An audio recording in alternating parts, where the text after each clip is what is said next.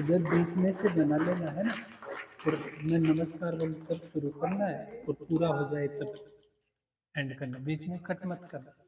बहुत ही शानदार टॉपिक है जिसके बारे में आप नमस्कार सभी को, प्रणाम। सुनाई दे रहा है सभी? अच्छा, हम आपको योग के बारे में बताएंगे।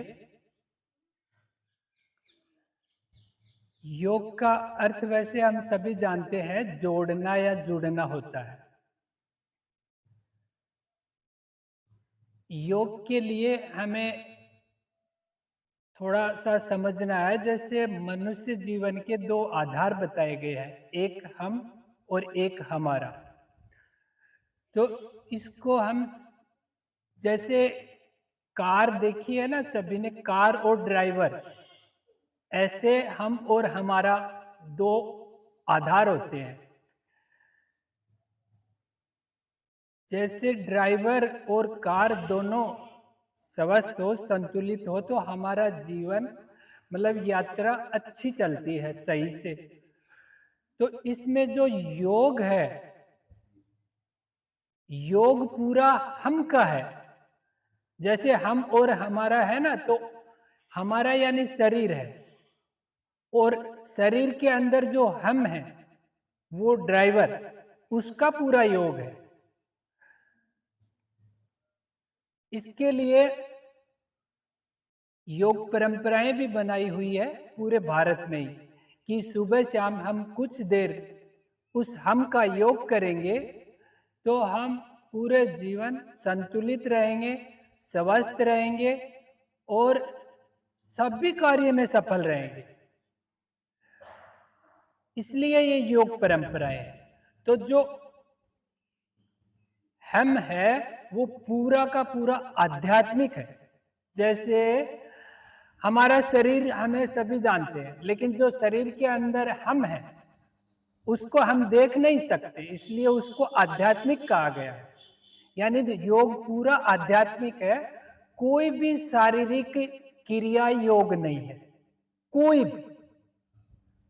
क्योंकि जैसे हमारे का यानी गाड़ी का कोई योग नहीं होता, दो गाड़ी आपस में मिलते हैं, बातचीत करते हैं, लेकिन उसमें जीवंतता नहीं होती है।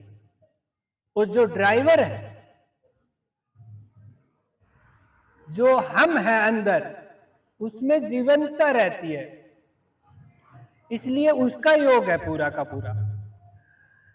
और हम नियमित योग करते हैं तो इसके इतने सारे लाभ हैं। जैसे पहले हमारी आध्यात्मिक स्थिति अच्छी हो जाती है, फिर जब हम ही स्वस्थ और शक्तिशाली हो गए तो फिर हमारी मानसिक स्थिति अच्छी हो जाती है, फिर मानसिक स्थिति अच्छी होने से हमारी शारीरिक स्थिति अच्छी होती है, और शारीरिक स्थिति अच्छी होने से हमारी आर्थिक स्थिति अच्छी हो जाती है।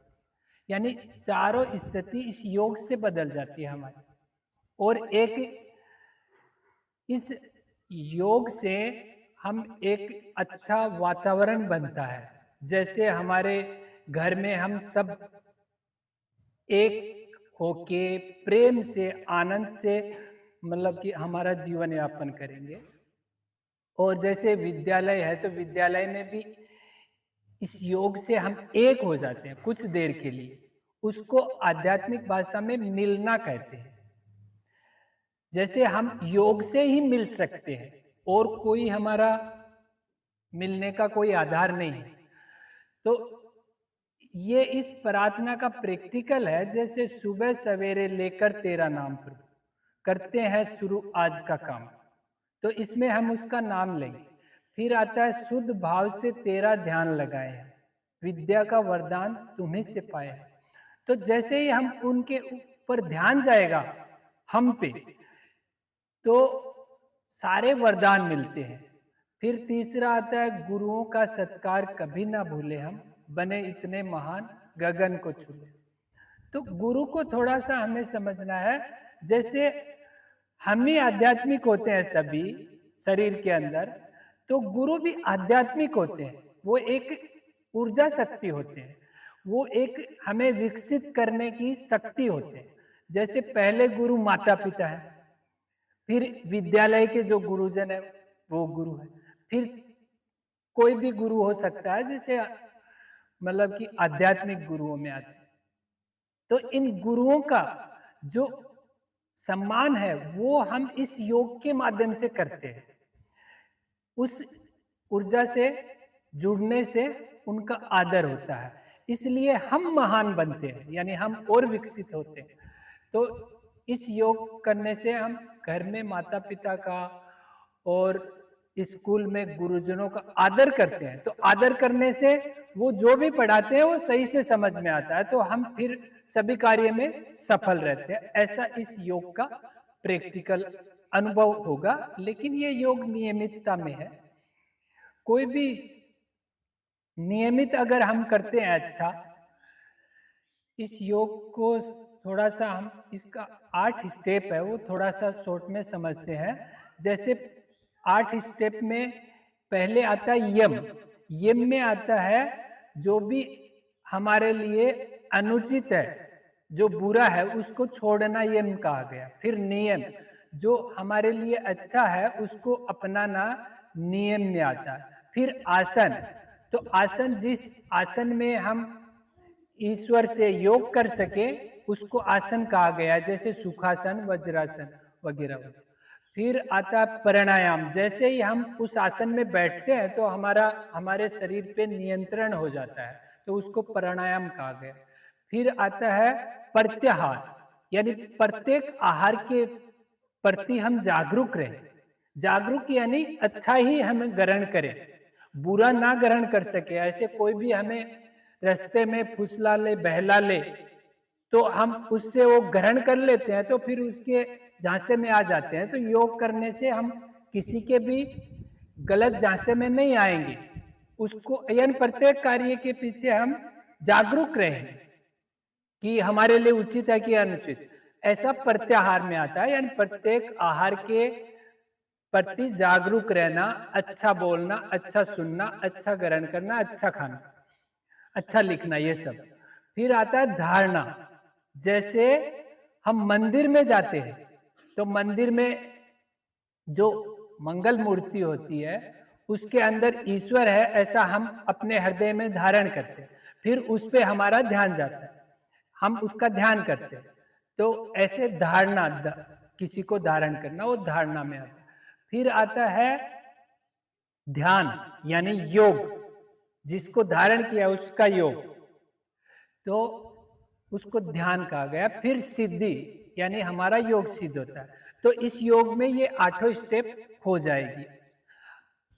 और जैसे मंदिर जाना है, परंपरा में नियमित मंदिर जाना चाहिए, तो मंदिर यानी हमारे मन के अंदर जाना चाहिए, तो इसमें आ जाएगा वो। और फिर आता है मस्जिद, तो मस्जिद जाना चाहिए नियमित, तो मन की जिद को रोकना मस्जिद में आता है, तो वो भी हो जाएगा। तो अभी हम वो योग करेंगे, आराम से पहले रिलैक्स अपने शरीर को बिठा देना है। अर्थात जुड़ना। जुड़ना किससे? जुड़ना स्वयं से, जुड़ना अपनी आत्मा से, जीवात्मा का परमात्मा से जुड़ना। जुड़ना उन समस्त गुरु शक्तियों से जो प्रत्येक क्षण हमारे साथ है। बस इस योग के माध्यम से हमें ही उनसे जुड़ना है। परम पूज्य गुरुदेव का कहना। अभी हम 5 मिनट का वो योग प्रेयर कर सुनेंगे। ब्रह्मा गुरुर्विष्णु गुरुर्देवो महेश्वरा गुरु साक्षात् परब्रह्म तस्मै श्री गुरुवे नमः।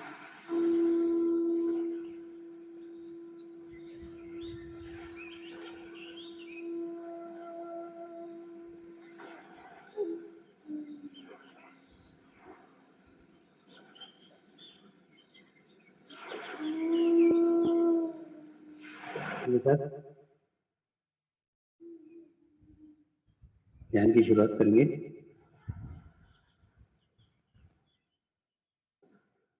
मैं एक पवित्र आत्मा हूँ। मैं एक शुद्ध आत्मा हूँ। मैं एक पवित्र आत्मा हूँ। मैं एक शुद्ध आत्मा हूँ। मैं एक पवित्र आत्मा हूँ। मैं एक शुद्ध आत्मा हूँ। तो अपने चित्त को तालुआ को रख के ध्यान दें।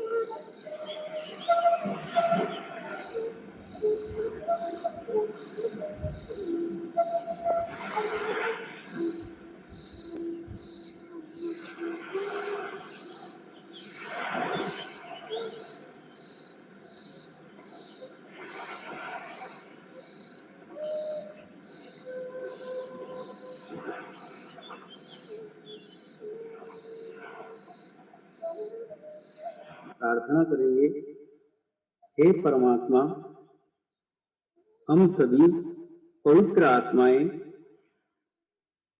आपको हृदय से प्रार्थना करते हैं कि सारे विश्व में शांति हो, सारे विश्व के आत्माओं की आध्यात्मिक उन्नति हो एवं सर्वांगीण उन्नति हो। यही हम सब आत्माओं की शुद्ध इच्छा है। शांति पाठ करेंगे। ओम द्यो शांति अंतरिक्षगम शांति पृथ्वी शांति रापः शांति रौषधय शांति वनस्पतयः शांति विश्वे देवाः शांति ब्रह्म शान्तिः सर्वगं शान्ति शान्तिरेव शान्ति क्षमा शान्तिरेधि ॐ शान्तिः शान्तिः शान्ति सर्वारिष्ट सुशान्तिर्भवतु।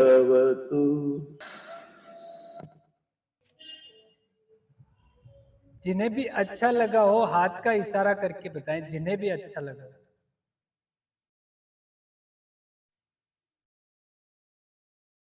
धन्यवाद। नीचे कर लीजिए। ये इस योग से हम एक हो जाते हैं तो हमारे विद्यालय का सर्वांगीण विकास कर पाते हैं। और ये जो योग मिला है, ये जो हमारे विद्यालय के जो गुरुजी हैं, प्रधानाचार्य गुरुजी, उनके माध्यम से आया है।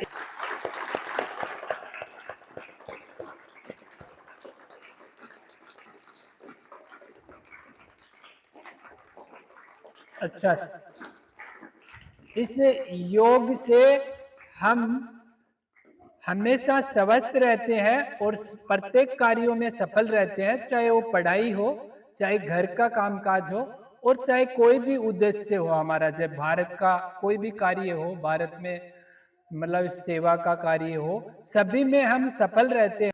और जो अच्छा लगता है वो उसको आध्यात्मिक भाषा में पॉजिटिव ऊर्जा कहा गया है।